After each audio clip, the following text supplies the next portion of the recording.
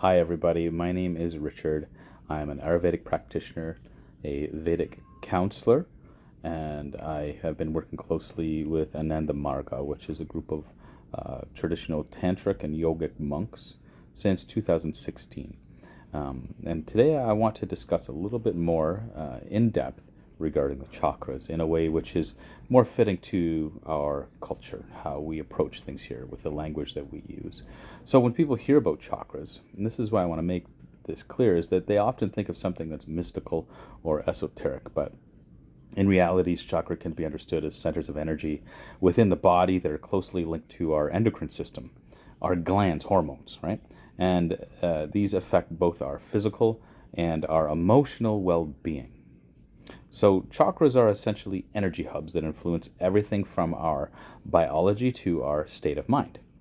So what I want to do here is explore each chakra and the hormones that they're associated with and how this intricate mind-body connection works.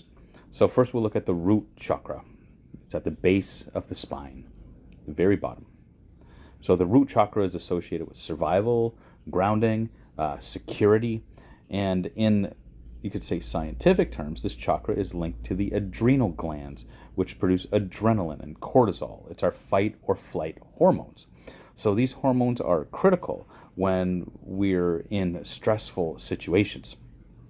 And when the root chakra is balanced, you feel stable and secure and able to face challenges very easily, or much easier than when it's not.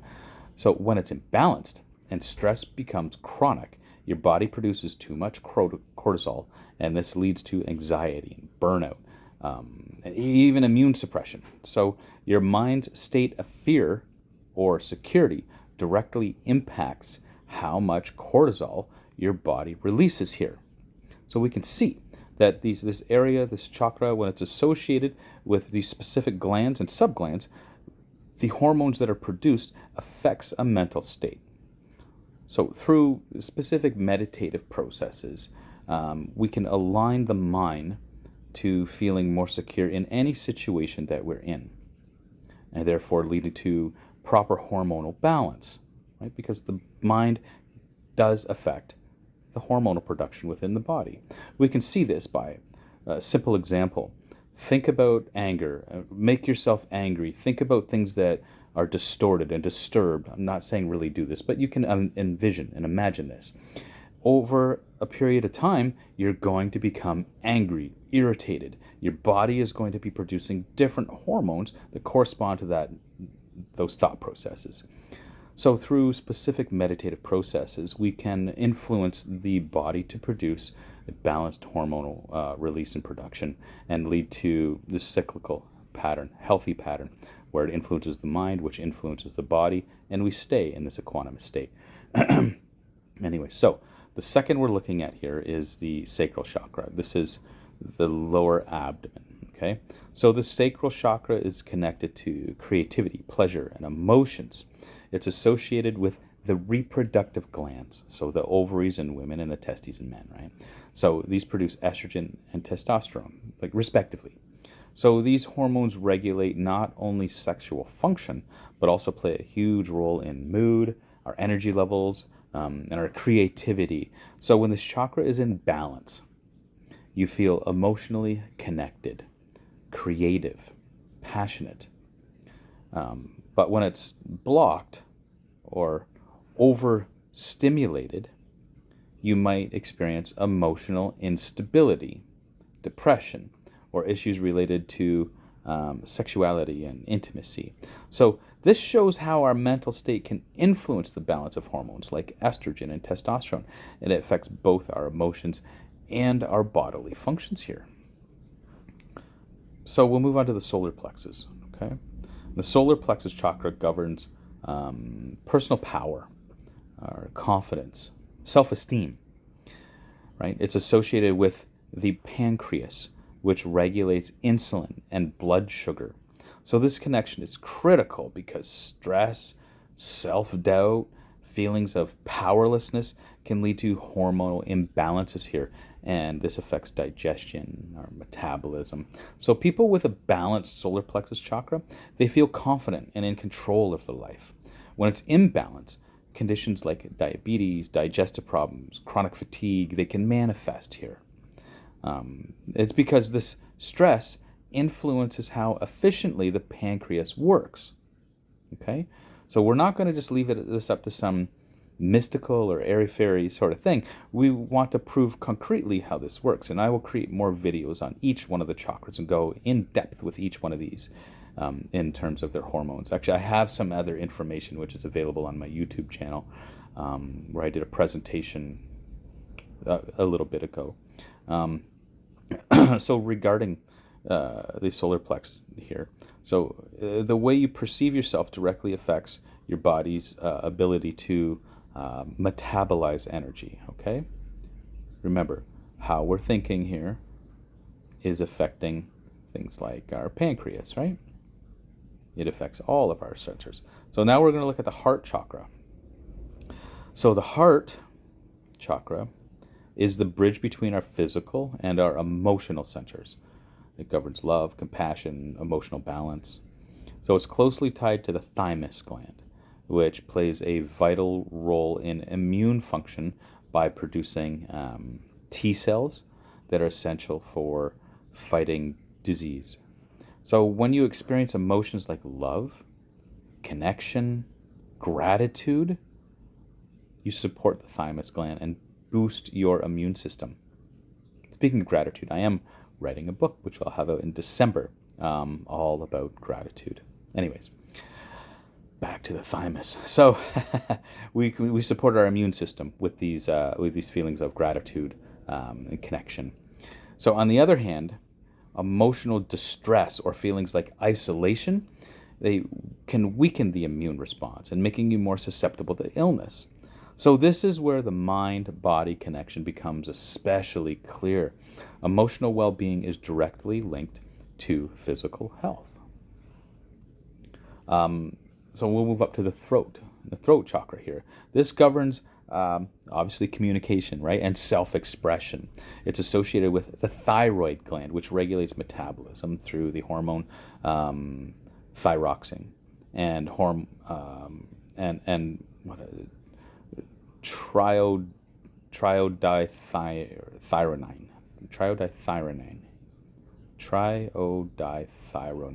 That's it.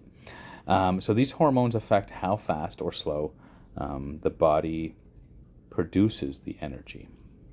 So when you can express yourself clearly and honestly, your thyroid functions well, and it supports healthy metabolism, energy levels, and mood. So when emotions are suppressed, or there's unspoken truths or fear of communication, this can throw the thyroid off balance. This can lead to thyroid disorders such as like hypothyroidism or hyperthyroidism. And this directly impacts your overall health and energy levels here. Like I said, I will go through and do each chakra and spend maybe a good 15 minutes on each chakra to go deeply into it. But for now, we'll move on to third eye chakra. So the third eye is the center of intuition, foresight, mental clarity. It's linked to the pituitary gland, which I'm sure many of you know, and it's known as the master gland. And this is because it controls the function of other hormone-producing glands in the body.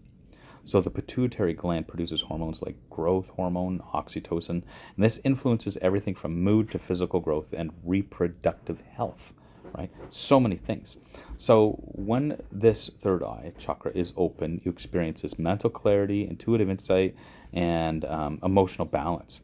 If it's blocked, and by blocked what I mean is if there's psychological and physiological conditions which are occurring in your life which lead to lethargy, a stagnant lifestyle, lack of clarity,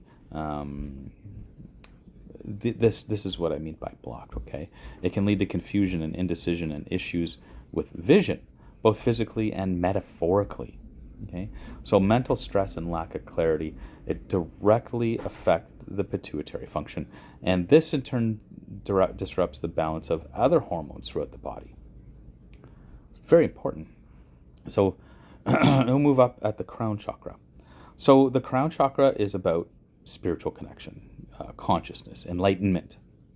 So it's associated with the pineal gland, which regulates melatonin. This is a hormone that governs our sleep-wake cycles. So a well-functioning crown chakra and a pineal gland promote this restful sleep, mental clarity, and this a sense of peace. So when this chakra is balanced,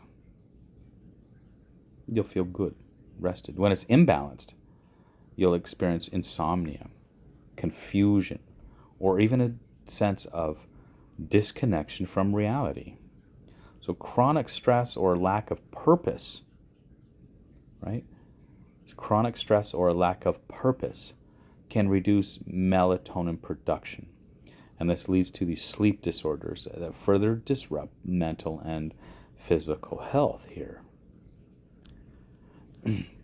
So what's crucial to understand here, I feel, is that the mind and body are constantly in communication. It's just a mind-body, right? It's all one thing. There's not two separate functioning parts here. So your thoughts, your emotions, and your mental state influence the release of hormones in these chakra centers.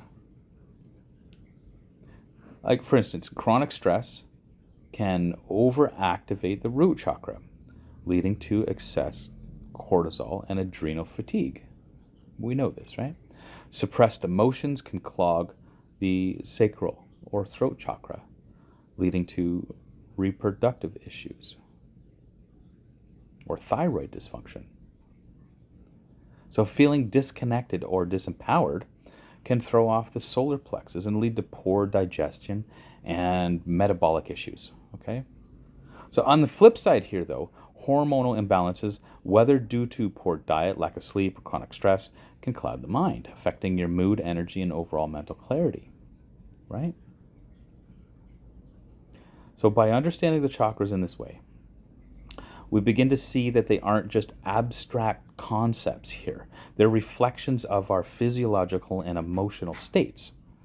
So when we balance our chakras, we support the healthy flow of hormones and vice versa.